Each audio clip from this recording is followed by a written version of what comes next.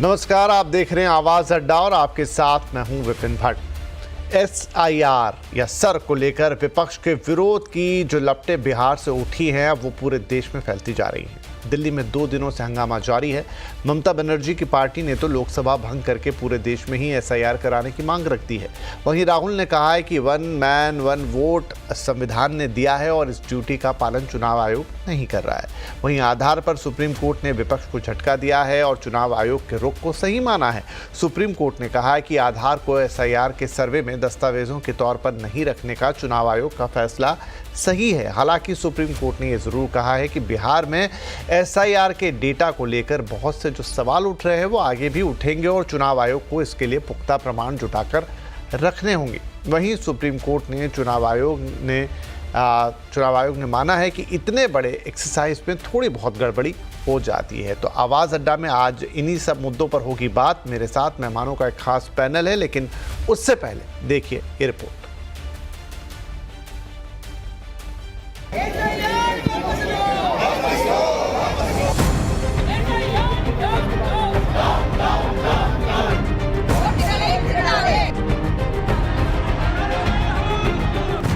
बिहार चुनावों से ठीक पहले एसआईआर का संग्राम बढ़ता ही जा रहा है। लगातार दूसरे दिन संसद के अंदर और बाहर इस पर घमासान मचा रहा। राहुल गांधी जहां 1 मैन 1 वोट की बात करके खुद को संविधान के रक्षक बता रहे हैं, वहीं सहयोगी टीएमसी तो एसआईआर को लेकर सरकार पर बड़ा हमला बोल रही है।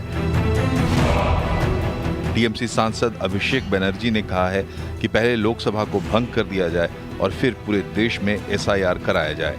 संसद परिसर के बाहर विरोध प्रदर्शन में सोनिया गांधी, प्रियंका गांधी समेत विपक्ष के तमाम बड़े नेता एक सुर में एसआईआर का विरोध कर रहे हैं। इलेक्शन कमीशन की ड्यूटी है कि वो 1 मैन 1 वोट इन्फोर्स करे और उन्होंने नहीं किया। उन्होंने अपनी ड्यूटी नहीं की। तो हम सिर्फ कॉन्स्टिट्यूशन को प्रोटेक्ट कर रहे हैं, उसकी रक्षा कर रहे हैं, संविधान की रक्षा कर रहे हैं और हम करते रहेंगे, हम रुकेंगे नहीं। पहला कदम चुनाव आयोग का यह होना चाहिए कि अगर वोटर लिस्ट में कोई भी इरेगुलरिटी है तो भाई लोकसभा डिसॉल्व होनी चाहिए। आप लोकसभा डिसॉल्व करिए, पूरा देश में एसआईआर करिए, कोई दिक्कत नहीं है। इधर सत्ताधारी बीजेपी विपक्ष के आरोपों को गलत बता रही है। केंद्रीय मंत्री और बीजेपी अध्यक्ष जेपी नड्डा विपक्ष के बर्ताव पर सवाल उठा रहे हैं। चुनाव आयोग पर विपक्ष के रुख को गलत बता रहे हैं। चोरी इतने सालों तक इस देश में उन्होंने की, अगर ईमानदारी से काम किया होता तो इस कांग्रेस पार्टी के हालात नहीं होते। देश की जनता ने इनको नकार दिया। चुनाव आयोग संवैधानिक संस्था है, वो निष्पक्ष रूप से काम कर रही है। ये जो ऑपोजिशन का व्यवहार है वो smooth functioning of the parliament उसको ऑब्स्ट्रक्ट करने का एक सोची समझी चाल है। इस बीच चुनाव आयोग ने विपक्ष के आरोपों को झूठा नैरेटिव फैलाने का दावा करके वीडियो भी जारी किया और विपक्ष के नेताओं को चैलेंज भी किया है कि अगर उनको एसआईआर पर आपत्ति है तो आयोग के सामने अपनी शिकायत दर्ज कराएं और जिन डबल वोटों की बात राहुल गांधी कर रहे हैं उन्हें चुनाव आयोग ने सरासर झूठ बताया। कल जब प्रोटेस्ट किया तो ये पहली बार इतिहास में होगा कि इलेक्शन कमीशन ने 30 लोगों को, सभी विपक्षी पार्टियों के तरफ से 30 सांसदों को आमंत्रित किया बात करने के लिए, लेकिन उनके पास ना कोई सबूत है, ना कोई आरोप में दम है। वो तो देश के लोगों को गुमराह करना चाहते हैं। लेकिन विवाद न तो चुनाव आयोग की सफाई से खत्म हो रहा है और न ही सत्ताधारी पार्टी की दलीलों से। दरअसल बिहार के एसआईआर में जिस तरह से 65 लाख वोटरों को हटाया गया है और वोटर लिस्ट में कई मृत लोगों के नाम जुड़े हैं, कई जिंदा वोटरों को मृत दिखाया गया है, उसको लेकर आयोग पर सवाल उठ रहे हैं। सुप्रीम कोर्ट ने भी इस पर सवाल पूछे हैं। हालांकि आधार के मामले में सुप्रीम कोर्ट से विपक्ष को निराशा हाथ लगी है, लेकिन वोटर लिस्ट में गड़बड़ी का मुद्दा जोर पकड़ रहा है। ऐसे में सवाल है कि एसआईआर के सवालों का समाधान कैसे होगा। इस सियासी लड़ाई में सच्चाई छिपाई या दबाई जा रही है। विपक्ष के वोट चोरी के आरोपों पर चुनाव आयोग के काउंटर के बाद विपक्ष मजबूती से अपना पक्ष चुनाव आयोग के सामने क्यों नहीं रख रहा है। चलिए तो बातचीत की शुरुआत करते हैं। हमारे साथ आज जो मेहमान जुड़ रहे हैं उनका परिचय आपसे कराते हैं। पैनल पर हैं बीजेपी के प्रवक्ता विजय शर्मा, कांग्रेस के प्रवक्ता अजय उपाध्याय, सत्य हिंदी के फाउंडर आशुतोष, राजनीतिक विश्लेषक शुभंकर मिश्रा और अमिताभ तिवारी। आप सभी का बहुत बहुत स्वागत है। तो ये लड़ाई है एसआईआर की और इसमें पक्ष और विपक्ष की अपनी अपनी दलीलें हैं। मामला सुप्रीम कोर्ट में है और सुप्रीम कोर्ट की भी अपनी कुछ टिप्पणियां हैं। तो चलिए मैं अजय जी आपसे शुरुआत करता हूं। देखिए बहुत सारी बातें हुई सुप्रीम कोर्ट में, आज भी सुनवाई थी तो अलग अलग बातें उन्होंने कही। मसलन आधार कार्ड वाली जो बात थी उस पर तो शायद आप लोगों के लिए झटका ही है कि उन्होंने कहा कि नहीं ये कोई विवाद का मुद्दा नहीं है, वो बात नहीं है। हालांकि पहले कोर्ट ने ये भी कहा था कि भाई अगर इसको नहीं मानेंगे तो किसको मानेंगे, फिर वो सूची जारी कीजिए। तो बहुत सारे ऑब्जर्वेशन कोर्ट के लगातार आ रहे हैं इसके ऊपर। कोर्ट ने आप लोगों से भी, मतलब जो विरोध में हैं उनसे भी कहा कि 15 ऐसे लोगों की सूची लेकर आइए जिनके नाम हट गए हैं और वो जिंदा हैं, उन्हें मृत बता दिया गया। क्या ये सारी प्रक्रियाएं पूरी हो गई हैं? विपिन जी नमस्कार, आपके दर्शकों को भी और को पैनलिस्ट को भी। सच्चाई यह है, चुनाव आयोग ने आपने स्पष्ट भी कर दिया कि सुप्रीम कोर्ट ने कैसे चुनाव आयोग को एक सुझाव दिया था कि आप Aadhaar card, ration card, voter ID card को इसमें जरूर मेंशन करें यदि 11+ प्रमाण पत्र आप रखना चाहते हैं तो। क्योंकि 11+ प्रमाण पत्र जो बिहार में अभी तक जारी हुआ है, कुल 14% लोगों के पास ही उपलब्ध है। इसका मतलब जो भी अभी तक एसआईआर के तहत जो प्रक्रिया अपनाई जा रही है और जो प्रमाण पत्र दिया जा रहा है, अभी तक जितने वोटर का लिस्ट इन लोगों ने बनाया है वोटर रोल, समझिए कि 14% माइनस जो है वो सारे फर्जी हैं। किसी के पास वो 11+ कार्ड जो है ही नहीं 14% के अतिरिक्त। तो इसलिए कहा गया था कि आधार कार्ड को भी जोड़ सकते हैं, राशन कार्ड और उसको भी जोड़िए। देखिए जैसे आवास प्रमाण पत्र की बात है तो आप सबने दिखाया भी कि कैसे एक डॉगी बाबू का भी आवास प्रमाण पत्र बन गया और वोटर लिस्ट में भी संभवतः वो जुड़ जाते। डोनाल्ड ट्रंप साहब का भी बन गया बिहार में आवास प्रमाण पत्र। तो ये कैसे फर्जीगिरी, बाकी चीजें भी चलती है, सबने देखा। मुजफ्फरपुर के एक ही पत्ते पर 267 लोगों का नाम जो है जुड़ जाता है, जमुई में 247 लोगों का नाम जुड़ जाता है, उप मुख्यमंत्री के पास ऑलरेडी 2 जगह इपिक नंबर जुड़ जाते हैं। ये एसआईआर होने के बाद ये सारे कारनामे चुनाव आयोग के दिख रहे हैं। तो एसआईआर 6 महीने पहले जो रिवीजन किया था और अब जो रिवीजन हुआ है, इस दोनों होने के क्रम में जिस तरह 65 लाख प्लस लोगों का वोट काटा गया और उसमें बताया जा रहा है कि लगभग 36 लाख लोग जो है पलायन किए हैं, उसमें सबसे ज्यादा बिहार में महिलाएं पलायन कर गई है। बड़ा आश्चर्य है भाई, बिहार में महिलाएं ज्यादा पलायन कर गई हैं पुरुष के बनिस्पत। ये अपने आप में एक बड़ा रहस्योद्घाटन है जो चुनाव आयोग ने पहली बार बिहार के लोगों को दिखाने का काम किया है। दूसरी बात, 20 लाख प्लस लोग जो मृत घोषित किए गए हैं, 6 महीने पहले वाले में नहीं था, अभी है। इसमें जो 15 लोगों की बात की जा रही थी, 31 लोग तो आज ही दिल्ली में आए हुए हैं। ऐसे बहुत सारे लोग अभी दिखेंगे। 124 साल पुराना एक केस आया है, सबने देखा कि गिनीज वर्ल्ड ऑफ बुक में नाम दर्ज हो जाएगा कि भाई चुनाव आयोग ने ऐसे ऐसे पहले बार का वोटर 124 साल पुराना इनरोल किया है। तो एसआईआर जो गहन रूप में हुआ उसकी खामियां सबके सामने उजागर हो गई। और क्यों हुई? हम एसआईआर के विरुद्ध में कभी नहीं थे, न है, न रहेंगे। हम चाहते हैं कि फर्जी वोटर कहीं नहीं रहे, डुप्लीकेशन वोटिंग का न हो और चुनाव जो है पूरी पारदर्शी और निष्पक्ष ढंग से हो। एसआईआर आप जरूर कराइए। हम सबकी एक ही राय थी कि इसमें समय सीमा जो आपने निर्धारित कर दी अचानक आनंद फानंद में, सबसे राय मशविरा करके थोड़ा उसको समय लेना था। आप यही कराना था, जनवरी से ही शुरू करते, 6 महीने में अफरा तफड़ी नहीं होती और ईमानदारी से आपका इंटेंशन यदि था तो ईमानदारी से ये होती, ये सारी जो खामियां दिख रही हैं खामियां नहीं आती।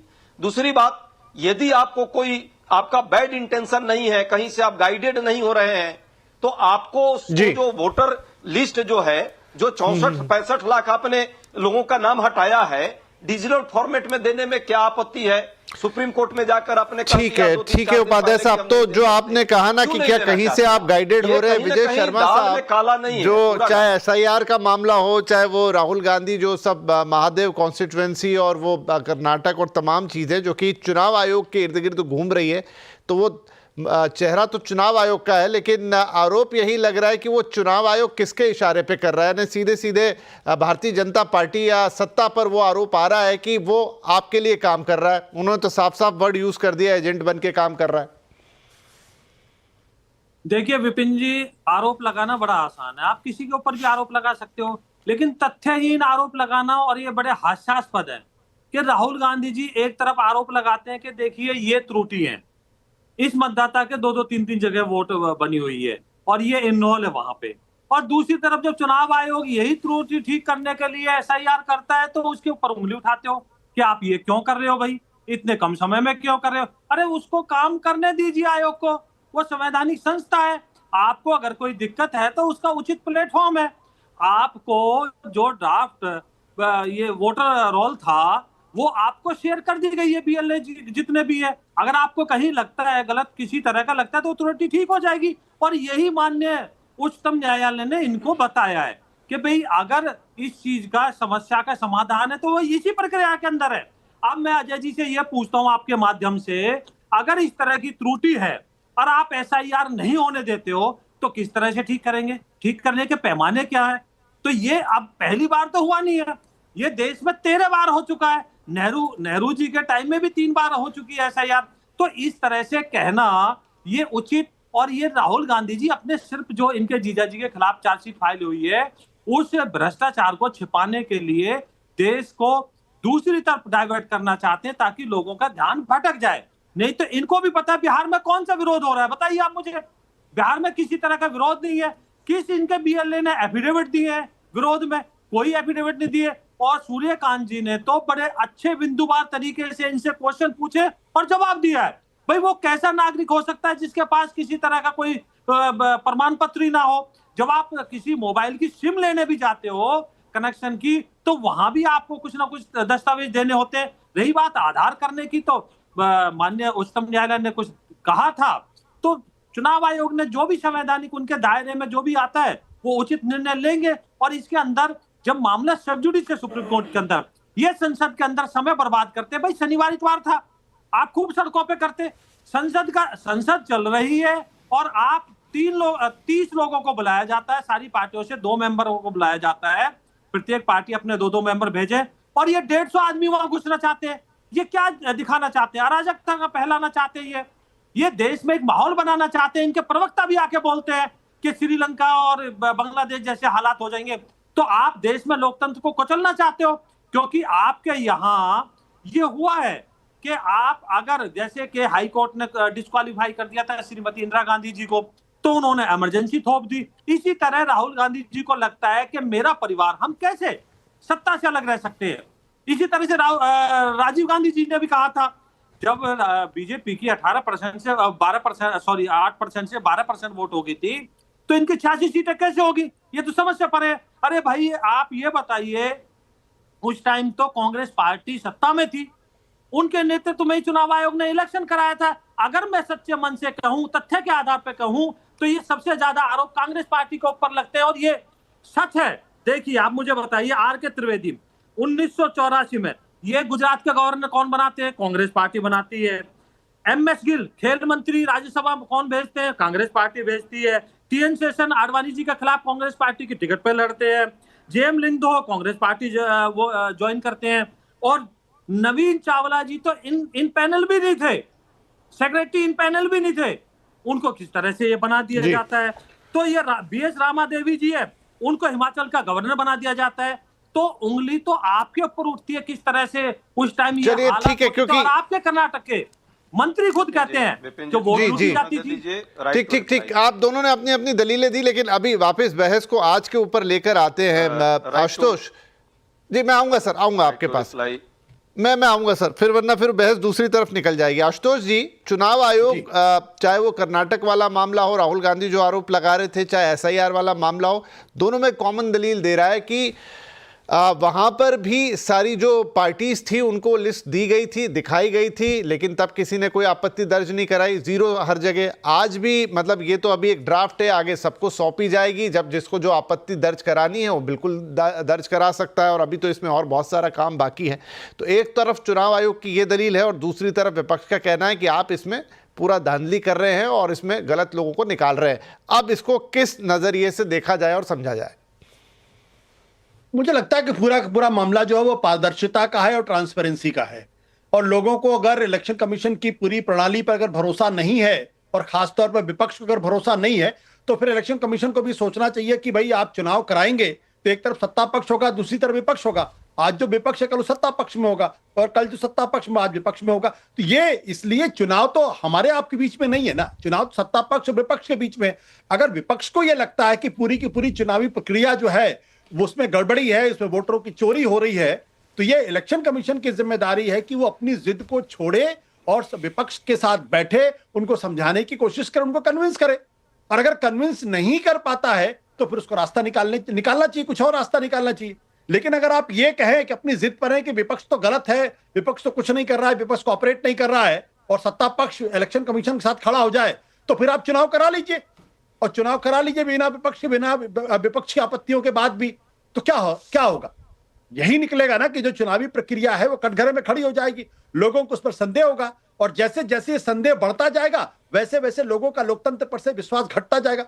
इतनी छोटी सी बात अगर चुनाव आयोग नहीं समझता है तो उसके लिए क्या कहा जा सकता है? देखिए, महत्वपूर्ण सवाल क्या, पहले आप कहते थे राहुल गांधी सबूत लेकर आए। जब राहुल गांधी ने एक प्रेजेंटेशन दिया तो सब चुनाव आयोग को सबसे पहले आगे बढ़कर कहना चाहिए, ठीक है आपने सबूत दिया, आपने संदेह खड़े किए हैं, मोस्ट वेलकम। ऐसा करते हैं कि आप जो कुछ आपके पास डॉक्यूमेंट आप मुझे दे दीजिए, हम उसकी जांच कराएंगे, सुओ मोटो जांच कराएंगे। अब वो कह रहा है कि आप एफिडेविट लिख कर दीजिए मुझे जांच। ये दो तरीके से गलत है। एक जो 1960 का रिप्रेजेंटेशन ऑफ पीपल्स एक्ट है कानून, उसकी जो धारा 20(3) और बी है, वो साफ तौर पर कहती है कि वो आप 1 साल बाद नहीं कर सकते, आप 1.5 साल बाद नहीं कर सकते, वो तो जब ड्राफ्ट रोल आता है उसके 1 महीने के अंदर कर सकते हैं। दूसरी बात, अगर आप देखें मुख्य चुनाव आयुक्त ओपी रावत, उनका साफ तौर पर कहना है अगर मैं होता मैं तो सीधे इसकी जांच करा देता, और जो बात अभी इलेक्शन कमीशन कर उसका कोई मतलब नहीं है। तब अब ये जो प्रश्न खड़ा हो रहा है कि आप जो है आप जिद पर अड़े हुए हैं, आप अपनी गलती मानने को तैयार नहीं है, तो फिर लोगों का, और भारतीय जनता पार्टी पूरी मजबूती के साथ उनको डिफेंड कर रही है, तो ये शक बढ़ता जाता है। मैं साफ तौर पे कह रहा हूं, हो सकता है राहुल गांधी के सारे आरोप बेबुनियाद हो, बकवास हो, लेकिन वो कैसे साबित होगा जब तक आप जांच नहीं करेंगे।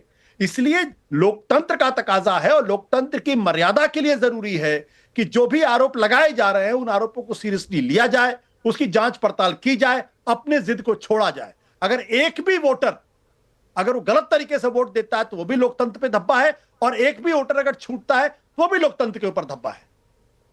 जी शुभंकर जी, फिर ये जिस तरह का मामला है इसमें चुनाव आयोग को किस तरीके से डील करना चाहिए? चुनाव आयोग, जैसे मैंने आशुतोष जी से भी प्रश्न में कहा कि उन्होंने तो कहा कि भाई हमने आपको दी थी तब आपको उस पर ऑब्जेक्शन लेना था, अभी भी वही प्रक्रिया अपनाई जाएगी कि पहले सबको दिखाई जाएगी, बताई जाएगी, तब आप ऑब्जेक्शन लेना चाहें ले लें।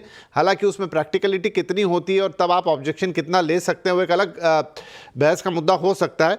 लेकिन क्या चुनाव आयोग को इस प्रेशर में आके उनको, जैसे उन्होंने एक बार जब ईवीएम का कहा था कि चलिए आइए चैलेंज कोई हैक करके दिखाए, उसी तरीके का कोई स्टेप अपनाना चाहिए क्या कि चाहिए आप लाइए, मैं आपकी चीज़ को जाँच करता हूँ या देखता हूँ या फिर कोई और तरीका अपनाता हूँ? मतलब हाउ टू हैंडल दिस, क्योंकि है एक संवैधानिक संस्था, बहुत रेपुटेटेड संस्था भी है, लेकिन अब जब आरोप लग रहे हैं तो राजनीतिक पार्टियों का आरोप लगाना एक बात है, लेकिन यही चीज एक आम व्यक्ति, एक वोटर भी देख रहा है, कहीं उसके मन में कोई संदेह पैदा ना हो जाए, इसके लिए क्या करना चाहिए चुनाव आयोग को? विपिन जी, आपके सारे पैनलिस्ट को और आपको मेरा नमस्कार। देखिए, कुछ चीजें बहुत साफ हैं। सबसे पहले तो चीज ये साफ है कि ये शंका किसी को हो या ना हो, एक शंका पैदा की जा रही है और जानबूझ के इसको हवा दी जा रही है। ये एक सोची समझी कार्रवाई है, जिस तरीके से लंका का और बांग्लादेश का लोग उदाहरण दे रहे थे। फॉर्चुनेटली इसमें हमारे पास एक ही सेविंग ग्रेस है कि हमारे यहाँ की सेना पूरे तरीके से गैर राजनीतिक है और सेना का राजनीति में कोई इंटरफेरेंस नहीं है। अदरवाइज हम भी यहाँ पे कोई ग्रीन रेवोल्यूशन या फिर कोई समर स्प्रिंग और कोई भी ऐसी चीज देखने के लिए तैयार हो सकते थे, क्योंकि आप ऑर्गेनाइजेशंस को डिस्क्रेडिट कर रहे हैं। जिस तरीके से अभी आशुतोष जी ने बोला कि अगर आरोप लग रहे हैं तो जांच होनी चाहिए, क्या आशुतोष जी हर एक आरोप जो भी किसी के ऊपर भी लग जाए उसके ऊपर जांच होनी चाहिए, या सिर्फ इसीलिए जांच हो कि वो आरोप लगाने वाले श्री राहुल गांधी जी हैं? जबकि राहुल गांधी जी का एक इतिहास रहा है कि उनके कई सारे आरोप फर्जी और अपने मुंह पर गिरे हुए पाए गए हैं। बार बार उन्होंने कोर्ट में माफी मांगी है। क्या ये जो जितनी राजनीतिक पार्टियां हैं, हम सब में इतनी राजनीतिक समझ है और हमने इलेक्शंस को इतने नजदीक से देखा हुआ है कि हमें इलेक्शन प्रोसेस पता है। जब आपको सबसे पहले वोटर रोल मिलता है, हर बूथ लेवल एजेंट हर पार्टी का होता है, हर बड़ी पार्टी का तो डेफिनेटली होता है। किसी भी बूथ पे 1200 से ज्यादा वोटर्स को कोशिश की जाती है कि 1200 से ज्यादा वोटर एक बूथ पे ना हो। 1200 नामों की जांच करने में एक एजेंट को कितना समय लगता है, जबकि हर बूथ पे हर बड़ी पार्टी का कम से कम 4 से 5 कार्यकर्ता एज एजेंट होता है। तो क्या ये चीजें जो बुनियादी तौर पे नीचे के लेवल पे काम करके सुलझाई जा सकती हैं, उसको बिना मतलब के इतना बड़ा एक तमाशा बनाना किसी खास साजिश की तरफ इशारा नहीं कर रहा है? क्या आप, जिस मुझे याद है आपकी इसी शो में लक्ष्मण जी एंकर थे और अजय जी और विजय जी दोनों थे। मानसून सत्र का पहला दिन था, उस दिन मैंने बोला था कि कांग्रेस पार्टी किसी भी मसले पे संसद में बात नहीं करेगी, क्योंकि उनको पता है संसद में बात करने के लिए उनके पास मुद्दा नहीं है, वो चीजों को सड़क पर लेके जाएंगे। और आज तकरीबन 1 महीने के बाद वही चीजें हो रही हैं, सारी बातें सड़क पे हो रही है, संसद में नहीं हो रही, क्योंकि इस मुद्दे में कोई दम नहीं है। आज अजय जी ने मिंता देवी की बात की, एक टाइपिंग एरर को आप इतना बड़ा इश्यू बना लेते हैं, वो महिला सामने आ गई।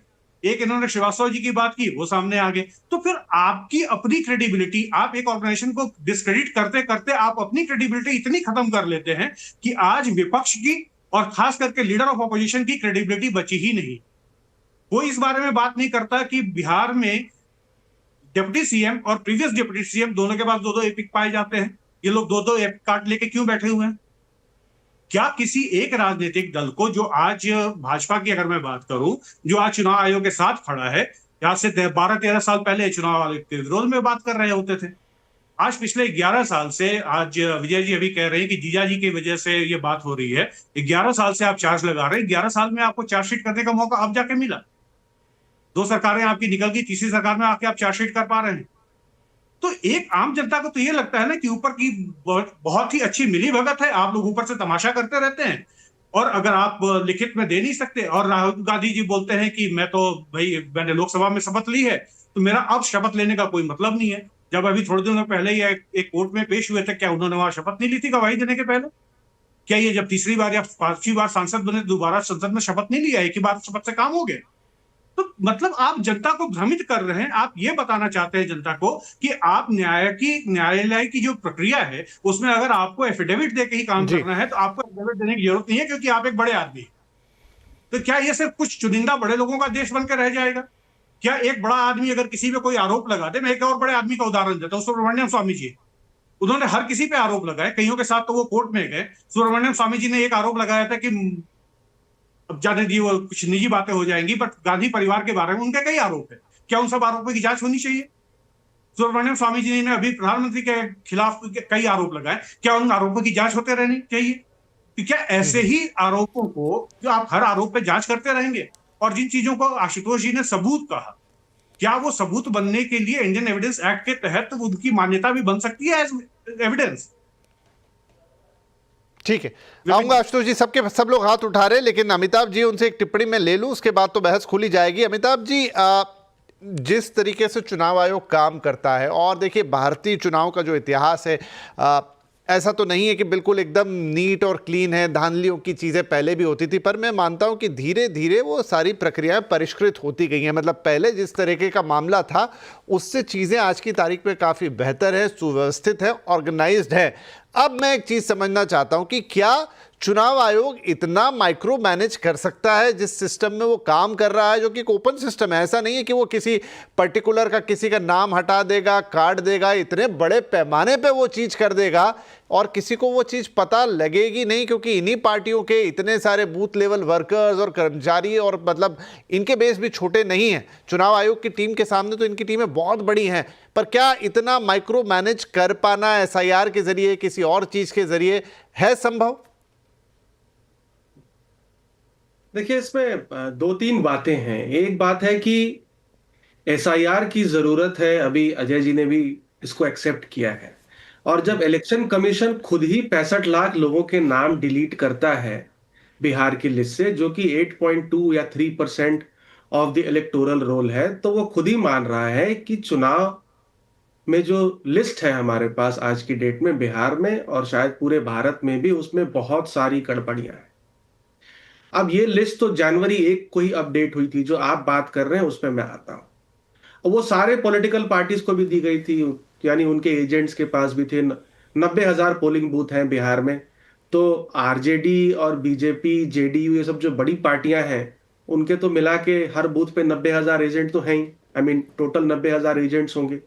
लेकिन उनमें से भी किसी ने नहीं पकड़ा कि ये 65 लाख इसमें से गलत एंट्रीज हैं, अज्यूमिंग कि ये डिलीशंस लार्जली ठीक ठाक हैं। इसका मतलब है कि ये कर पाना भी एक्सरसाइज इतना आसान नहीं है जितना लगता है।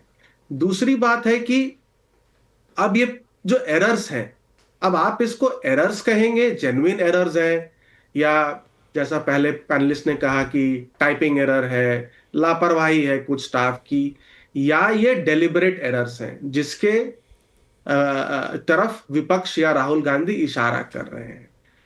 अब ये डेलिबरेट एरर्स है या नहीं, ये जब तक जांच नहीं होगी ये पता करना बहुत ही मुश्किल है। लेकिन क्या ये जांच में भी ये पता चल पाएगी कि कोई इलेक्शन रिग हुआ है या डेलिबरेट एरर्स हैं? जैसे मान लेते हैं महादेवपुरा है, 1 लाख वोटर्स की बात राहुल गांधी जी ने करी है। अब सबसे पहले ये पता करना पड़ेगा कि 1 लाख वोटर्स ने वोट किया भी है कि नहीं। चलिए, वो तो इलेक्शन कमीशन के पास हर एक व्यक्ति साइन करता है, ठीक है। अब उसमें से कुछ डुप्लीकेट एंट्रीज हैं। अब वो डुप्लीकेट एंट्रीज में उसी व्यक्ति ने वोट डाला 2 जगह पे या किसी और ने डाला, ये सिर्फ सीसीटीवी फुटेज में ही कवर होगा। अब वो 45 दिन के बाद शायद डिलीट कर दिया जाता है, तो वो फुटेज है भी कि नहीं आज की डेट में, इसकी भी कोई पुख्ता सबूत नहीं है। तीसरी बात है कि ये 1 लाख वोटर्स ने वोट किसको किया, अब ये तो कहीं पे डेटा अवेलेबल नहीं है। ये आपको अब वीवीपीएटी मशीन में जाकर के चेक करना पड़ेगा कि ये 1 लाख लोगों ने अगर मत डाला है तो किसको मत डाला और किस पार्टी के पक्ष में डाला। तो अल्टीमेटली ये जांच में भी निकल के आ पाना इतना आसान नहीं है। मैं चुनाव मैनिपुलेशन की बात पे कर रहा हूं। एरर्स है ये तो इलेक्शन कमीशन खुद ही मान रहा है ना, कि जब 65 लाख लोगों काटे हैं और 6 महीने में 22 लाख लोग तो नहीं मर गए होंगे, या 38 लाख लोग तो नहीं बिहार छोड़ के चले गए, तो इसका मतलब एरर्स तो है। और बहुत सारे एरर्स आ रहे हैं मीडिया में, 124 साल, एक ही घर में 80 एंट्रीज, 50 एंट्रीज वगैरह वगैरह। अब आती है बात जो आशुतोष जी ने करी है ट्रांसपेरेंसी की। अब इलेक्शन कमीशन, या भारत सबसे बड़ा डेमोक्रेसी है और इसकी जो इलेक्टोरल प्रोसेस है वो पूरे विश्व भर में मानी जाती है। इलेक्शन कमीशन बहुत सारे देशों में चुनाव करवाता है। भारत का इलेक्शन कमीशन अपने ऑफिसर्स भेजता है एज ऑब्जर्वर्स, और बहुत जगह पे ट्रेनिंग वगैरह भी इलेक्शन कमीशन ऑफ इंडिया की स्टाफ लिया करती है निरंतर। अब इन आरोपों से क्या हो रहा है कि कहीं ना कहीं इलेक्शन कमीशन को भी ये सोचना चाहिए इस बात को गंभीरता से कि इन सब चीजों पर सवाल उठ रहा है। और जिस तरह का आज के डेट में सोशल और डिजिटल मीडिया एज है, उस तरह में जिस तरह की कम्युनिकेशन स्ट्रैटेजी है इलेक्शन कमीशन की, वो बहुत ही ट्रांसपेरेंट नहीं है, ठीक है। वो मैं कहूंगा पुअर है कम्युनिकेशन स्ट्रैटेजी आज की डेट के हिसाब से। तो इन बातों को वो इफेक्टिवली काउंटर नहीं कर पा रही। जब इफेक्टिवली काउंटर नहीं कर पाती है तो कहीं ना कहीं ये जो बात है अल्टीमेटली धीरे धीरे लोगों में परकोलेट करने लगती है।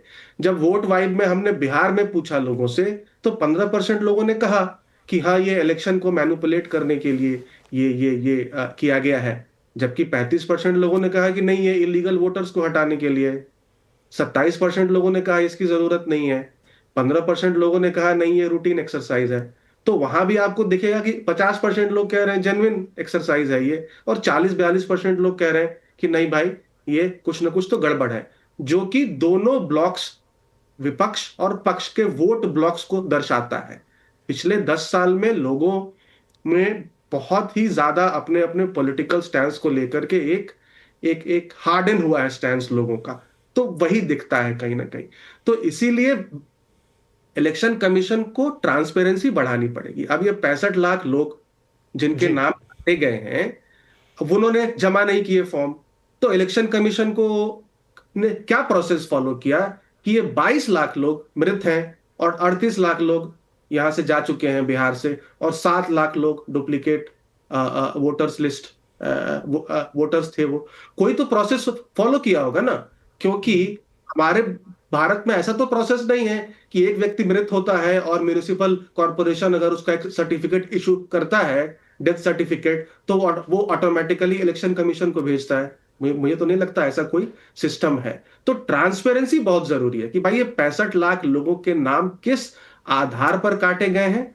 और अभी तो बात आई है कि भाई ये 7.24 करोड़ जो लोग वोटर हैं, अभी इनमें से सब लोगों ने डॉक्यूमेंट्स नहीं जमा किए हैं, क्योंकि इलेक्शन कमीशन ने कहा था कि डॉक्यूमेंट्स आप बाद में जमा कर सकते। तो इसमें से कितने लोगों के नाम कटते हैं और आगे जाकर के, मुझे लगता है कि वो एक बहुत बड़ा एक चैलेंज रहने वाला है। और इलेक्शन कमीशन कैसे तो अजय साहब, चूंकि मामला आप लोग लेकर गए कोर्ट में, लेकिन इसमें से आपकी क्या अब दलील है, क्या किया जाए? कुछ इसके अलग अलग बिंदु हैं कि आपने कौन कौन से सत्यापन दस्तावेज कि आप उसमें आधार रखिए, ये रखिए, वो अलग है। बाकी कह रहा है यहाँ पर आयोग, चुनाव आयोग की जब लिस्ट आएगी तो आपके साथ शेयर की ही जाएगी, आप सब लोग उसको मिलाकर देख सकते हैं। तो आप इसमें अब क्या चाहते हैं कि ये किस तरीके से कंडक्ट किया जाए? जैसा अभी विजय जी भी कह रहे थे कि SIR कोई पहली बार नहीं हो रहा, इनफैक्ट आप भी इसके पक्ष में है कि cleaning of the voting list तो होनी चाहिए, बट वो फिर क्या तरीका है? विपिन जी, पहली बात है यहां जो जिस तरह से लगातार ये पूरे डिबेट में भी आया और पहले भी चर्चाओं में आता रहा है कि भाई भाजपा को, चुनाव आयोग को इतना डिफेंड करने की जरूरत क्यों पड़ रही है। हम कहते हैं ये कोई राहुल गांधी बनाम मोदी जी की लड़ाई थोड़े है, ये नहीं है। कांग्रेस बनाम भाजपा की भी लड़ाई नहीं है और सत्ता बनाम विपक्ष की भी लड़ाई नहीं है। यह है चुनाव कैसे निष्पक्ष हो। चुनाव निष्पक्ष होगा, लोकतंत्र मजबूत होगा। क्या भाजपा नहीं चाहती कि चुनाव मजबूत हो? क्या यहां बैठे हुए पैनल के साथी नहीं चाहते, जो बेशक कांग्रेस के कारण कांग्रेस का विरोध कर रहे हैं इस मुद्दे पर? क्या वो नहीं चाहते कि चुनाव मजबूत हो, निष्पक्ष हो? चुनाव निष्पक्ष होगा, देश के लोकतंत्र की बुनियाद मजबूत होगी। विपक्ष यही चाहता है। न्यायपालिका का जब सुझाव आया, चुनाव आयोग मानने को बाध्य नहीं, कहा कि भाई हम नहीं मानेंगे। विपक्ष के लोग जब कुछ सुझाव देना चाह रहे हैं, चुनाव आयोग का जो निरंतर जो उसके ये जो अंदाज है, सबको पता है कैसा कम्युनिकेशन करने का प्रयास हो रहा है। इसी तरह चंद्रबाबू नायडू ने भी सुझाव दिया SIR को लेकर। भाई वो तो सत्ता पक्ष के सहयोगी है इनके, उनकी बात को मानने में क्या आपत्ति है? एक JDU के एक गिरधारी यादव जी हैं, सांसद हैं, उन्होंने कुछ बात रखी, आपत्ति रखी, उनको पार्टी से ही निष्कासित करने की प्रक्रिया शुरू हो गई। कहने का मतलब ये आखिर इससे क्या दर्शाया जा रहा है? इससे तो यही शंका जो है, संदेह जो है और बढ़ जा रहा है। राहुल गांधी जी ने मान लीजिए महादेवा पूरा का 1 लाख वोटर का जो ये पूरा डिटेल्स दिया, चुनाव आयोग को चाहिए था कि उस सारे रिपोर्ट को कहता कि लाओ भाई, वो तो कोनो वो घर में तो किए नहीं, वो पूरे 6 महीना के मेहनत के बाद उन्होंने पब्लिक डोमेन में आप जैसे चौथे स्तंभ के सामने सरेआम रखा। उन्होंने नेता प्रतिपक्ष है, शपथ लिया है उन्होंने, नेता प्रतिपक्ष के नाते वो सारे डिटेल्स दे दिए। चुनाव आयोग कहता कि हाँ भाई यदि इसमें गड़बड़ी है तो हम सुधार करने के लिए हम इस पर जांच करा देते हैं। जांच कराने के बजाय चुनाव आयोग कह रहा है अजय जी, चुनाव आयोग कह रहा है, लेकिन बस शपथ पत्र मांग रहा है उनसे। वही चुनाव, यही से शंका होती है ना कि वो जो जिस हलफनामा जिस हवाले से मांग रहा है वो खुद गैर कानूनी मांग रहा है। कानून ये कहता है 23B में कि 1 महीने के अंदर वो भी चुनाव नहीं हुआ हो तब वो हलफनामा दिया जा सकता है। ये जिसका वोट कटा है वो हलफनामा देगा। ऐसा नहीं है कि यदि नेता प्रतिपक्ष ने कोई बात 6 महीने में इकट्ठा करके दिया है, आप ले लीजिए, उसको देख लीजिए, यदि गड़बड़ी नहीं है तो ऐसे में अजय जी एक जस्ट अंडरस्टैंडिंग के लिए एक सवाल पूछ रहा हूं, अंडरस्टैंडिंग के लिए एक सवाल पूछ रहा हूं कि विरोध में तो अखिलेश यादव भी हैं, उन्होंने भी बहुत सारी आपत्तियां दर्ज कराई और बहुत सारा रिकॉर्ड उन्होंने भी दिया है, पर वो हलफनामा शायद दे ही दिया उन्होंने, या देने की बात कह रहे थे, मतलब वो एग्री हैं। तो अगर एक व्यक्ति दे रहा है तो इसमें टेक्निकली प्रॉब्लम क्या है? जब इतनी मेहनत आपने की तो हलफनामा भी दे दीजिए। टेक्निकली फिर विपिन जी, आप सभी पढ़े लिखे लोग हैं, आपके यहां दर्शक भी बहुत पढ़े लिखे हैं। गैर कानूनी ढंग से चुनाव आयोग इस बात को मान रहा है। नहीं, मैं ये नहीं समझ पाया, मतलब नहीं पढ़ाई लिखाई, मैं सिर्फ अंडरस्टैंडिंग के लिए कह रहा हूं कि फिर वो 10 सेकंड विपिन भाई, अखिलेश यादव भी पढ़े लिखे, वो क्यों दे रहे हैं? मैं दर्शक मैं यही तो कह रहा हूं। अखिलेश यादव जी ने किस संदर्भ में वो हलफनामा की बात की है, इस संदर्भ में उन्होंने नहीं की है। मुझे जो समझ में आ रही है ये संदर्भ अलग है। उन्होंने एक सबूत पेश किया है, आरोप यदि लगाया, आरोप गलत है, चुनाव आयोग लेकर उसको कर दे, लेकिन वो गलत तरीके से हलफनामा की बात कर रहा है। 23B में हलफनामा दिया ही नहीं जा सकता जो चुनाव आयोग मांग कर रहा है। गैर कानूनी वो बात कर रहा है और गैर कानूनी लोगों को यहां पे उसको सपोर्ट किया जा रहा है। ये अपने आप में बड़ा आश्चर्यजनक लग रहा है, वो भी पढ़े लिखे लोगों के द्वारा। भाई ये आप मांग कीजिए ना। अब मैं कहता हूं क्या ये देश के लोकतंत्र को, निष्पक्ष चुनाव को बचाने की जिम्मेवारी सिर्फ कांग्रेस और विपक्ष को है? भाजपा को इससे कोई हानि नहीं हो रही है। ये 65 लाख वोटर यदि बिहार में काटा गया, जनवरी तक को हुआ था, तो बीएलए भाजपा का भी था या नहीं था? फिर भाजपा के लोगों ने एक आपत्ति क्यों नहीं दर्ज कराई? अभी जब काटा जा रहा है फिर एक आपत्ति क्यों नहीं ये लोग दर्ज करा रहे हैं? बात यह है, यहां से विश्वसनीयता पर प्रश्न आता है और वैधानिकता पर प्रश्न आता है। मैं कहता हूं वैधानिकता पर प्रश्न आना लोकतंत्र के लिए अच्छा नहीं है। ठीक है, हम लोग चलिए भी चाहते जवाब हैं ले लेते हैं विजय जी से। विजय जी, हर चीज घूम के आ रही है आपकी तरफ। भाजपा जी, के लोगों को भी चाहिए ठीक है।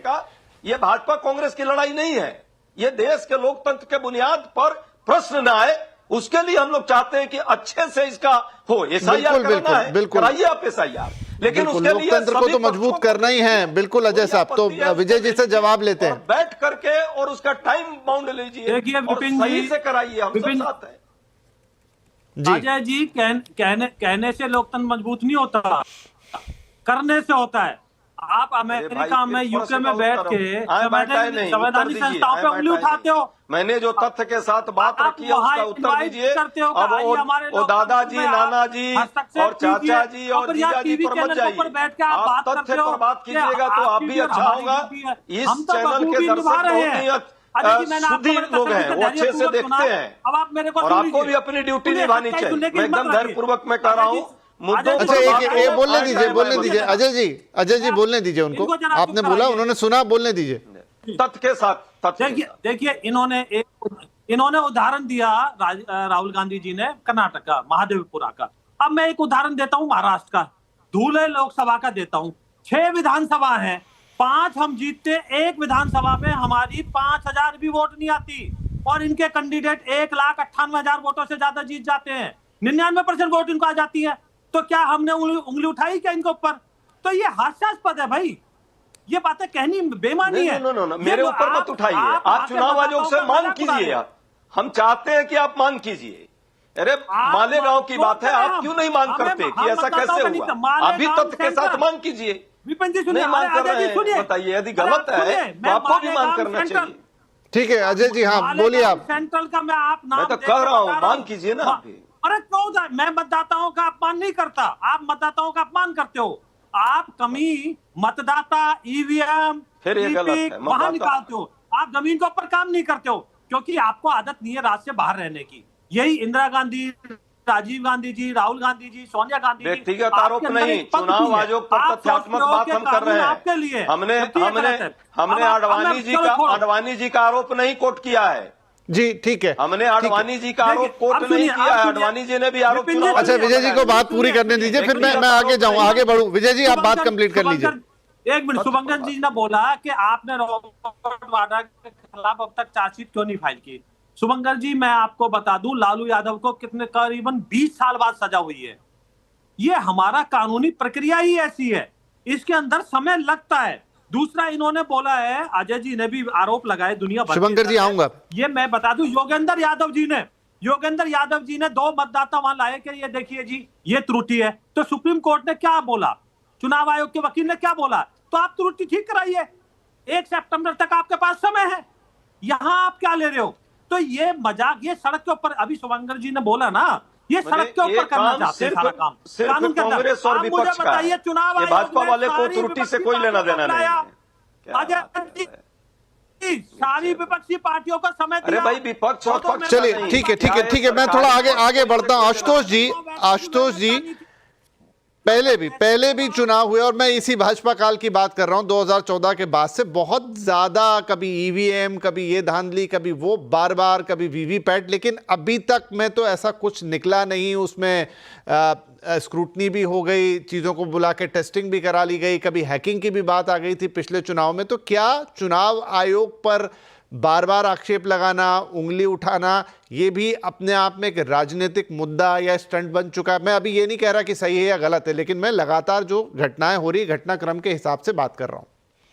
देखिए विपिन जी, एक चीज तो बहुत अच्छी है, वो ये कि जिन लोगों के भारत के संविधान पे यकीन नहीं था, वो संविधान की कसम खाते हैं और संवैधानिक संस्थाओं के पक्ष में खड़े होने की बात की। बहुत अच्छी बात है, भारत के लोकतांत्रिक विकास के लिए इससे अच्छी बात हो ही नहीं सकती।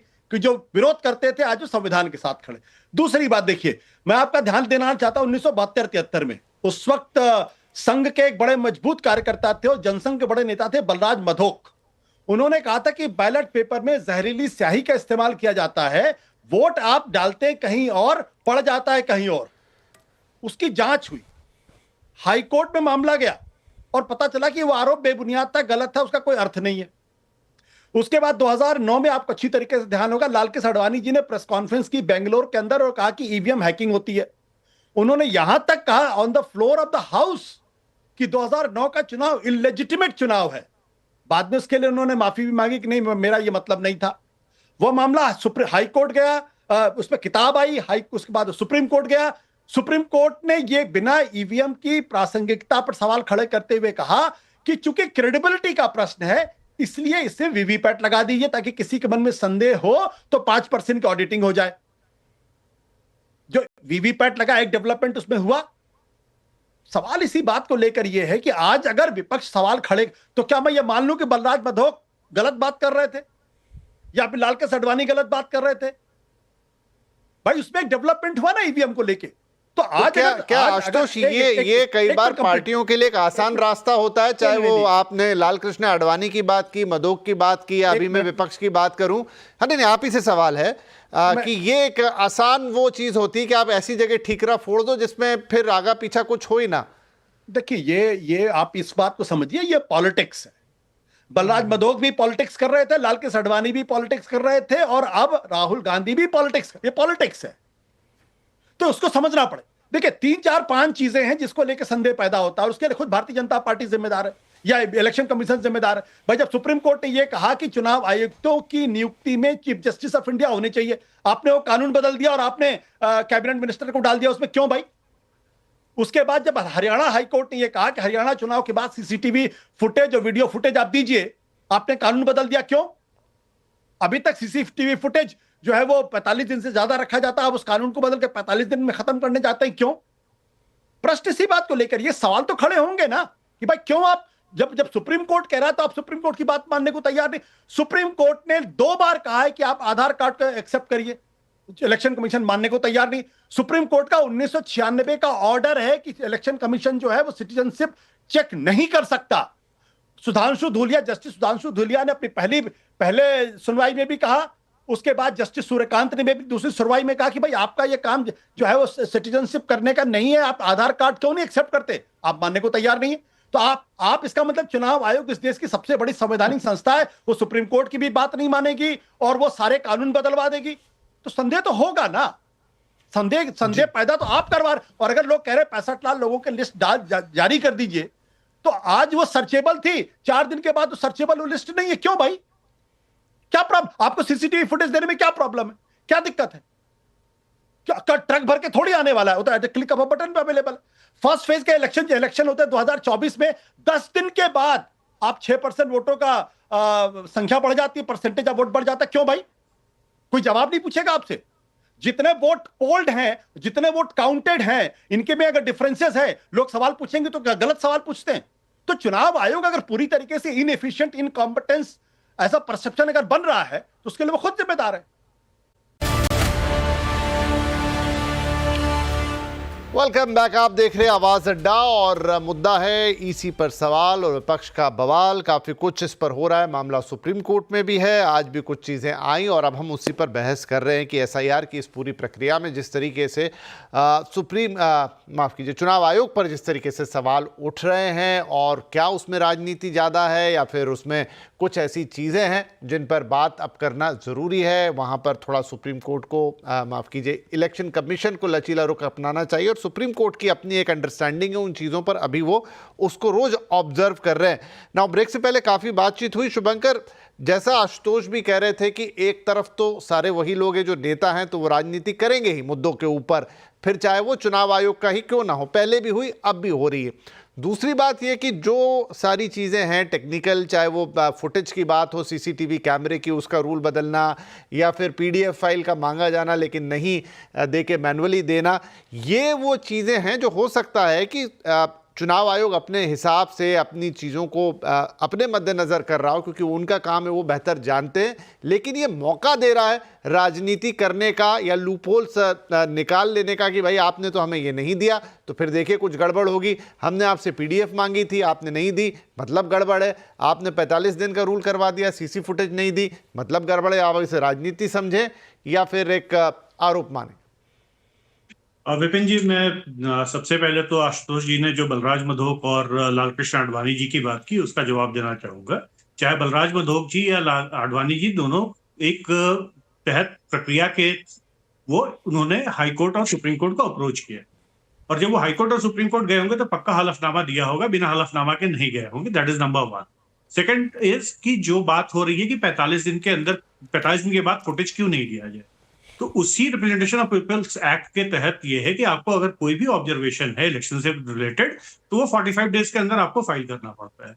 अगर आप 45 दिन के अंदर फाइल कर दीजिएगा तो एविडेंस प्रिजर्व कर दिया जाएगा। अगर आप 45 दिन के अंदर फाइल नहीं करते हैं तो एविडेंस को प्रिजर्व करने की कोई जरूरत नहीं है। ऐसा नहीं हो सकता कि कोई नियम उसी कानून के तहत, कोई नियम जो हमें अच्छा लगे हम उसके लिए अच्छे से उसको मान लें, और जो नियम हमारे फेवर का ना हो हम उसकी लानत मनादत करते रहें।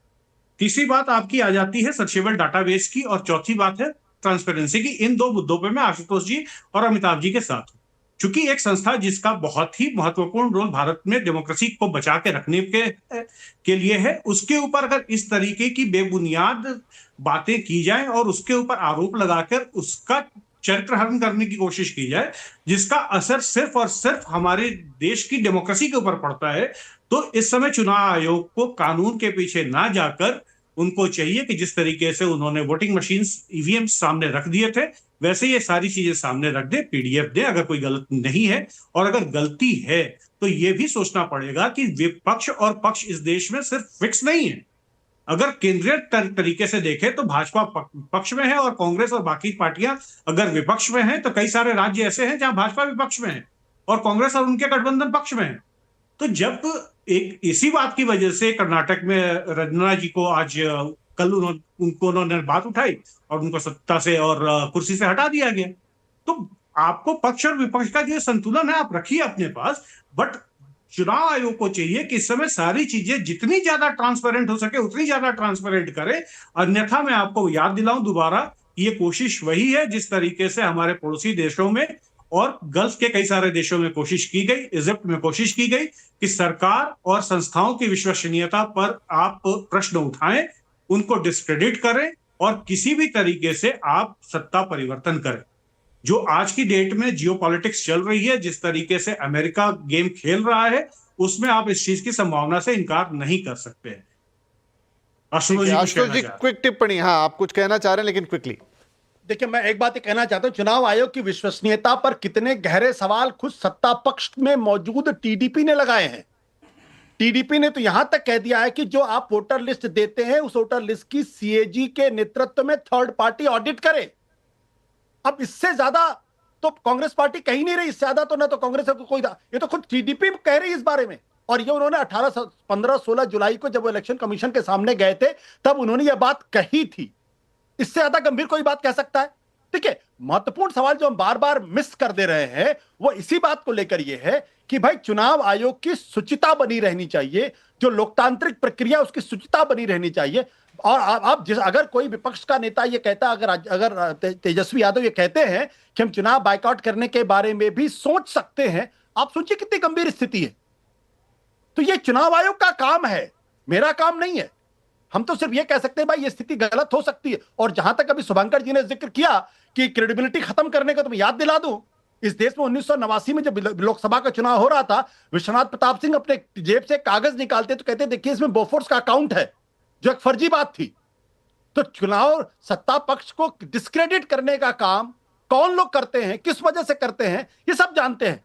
इसलिए इस डिबेट में नहीं पड़ना चाहिए। चुनाव आयोग संवैधानिक संस्था है, वो राजनीति से ऊपर है, और उसको अगर कोई अच्छा सुझाव दिया जा रहा है तो उसका पालन करना चाहिए और उसको ध्यान रखना चाहिए कि उसकी क्रेडिबिलिटी, उसकी साख पर असर ना पड़े।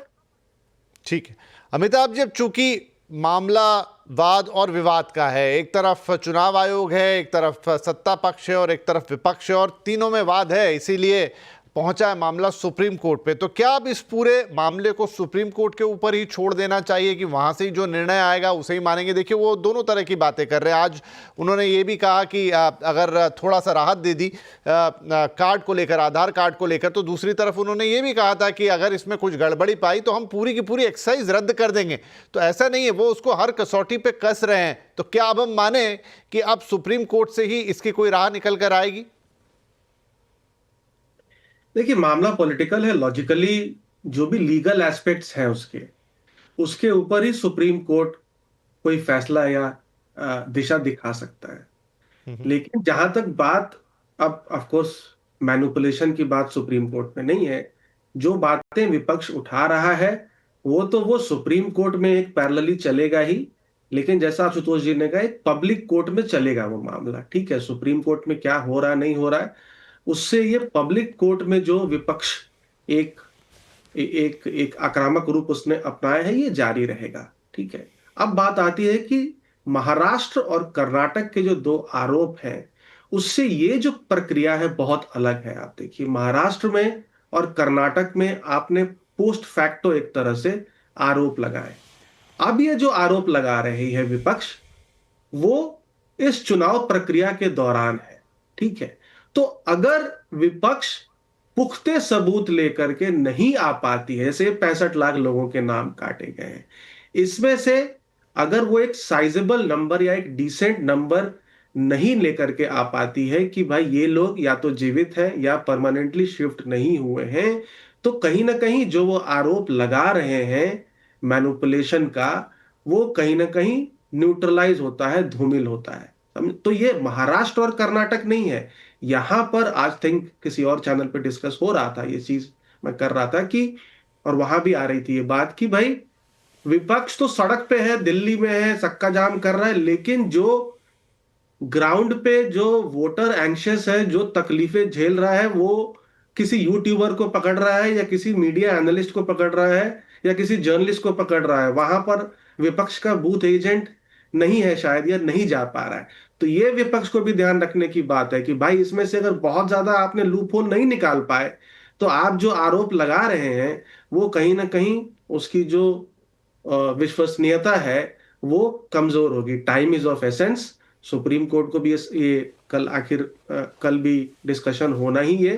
टाइम ये एसेंस का है, एसआईआर की जरूरत है। अब इसको लिंक करना है इलेक्शन के साथ, या 5 साल के एक साइकिल में अगले लोकसभा से पहले इस पूरे भारत के चुनाव लिस्ट को दुरुस्त कर लिया जाए या सफिशिएंट टाइम दिया जाए। अब ये सारे बातें जो है वो डिबेटेबल है। इलेक्शन कमीशन को अपनी पारदर्शिता जरूर इसमें बढ़ाने की जरूरत है, और जो लिस्ट मांगी भी जा रही है मेरे हिसाब से 22 लाख या 65 लाख लोगों की आपने जो नाम काटे हैं, उनकी लिस्ट भी जाहिर कर देनी चाहिए। उसमें दिक्कत क्या है, और जो एरर्स होंगे आप उसको फिक्स कर सकते हैं।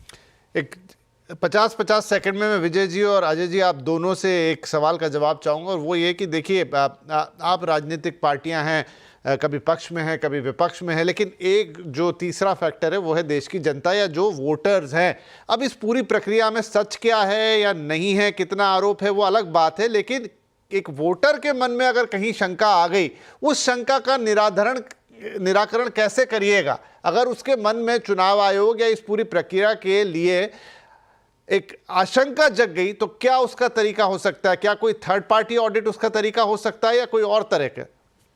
एक एक करके पहले आप बोल लीजिए अजय जी। अच्छा प्रश्न है आपका अजय। विपिन जी, बहुत अच्छा प्रश्न आपने किया है।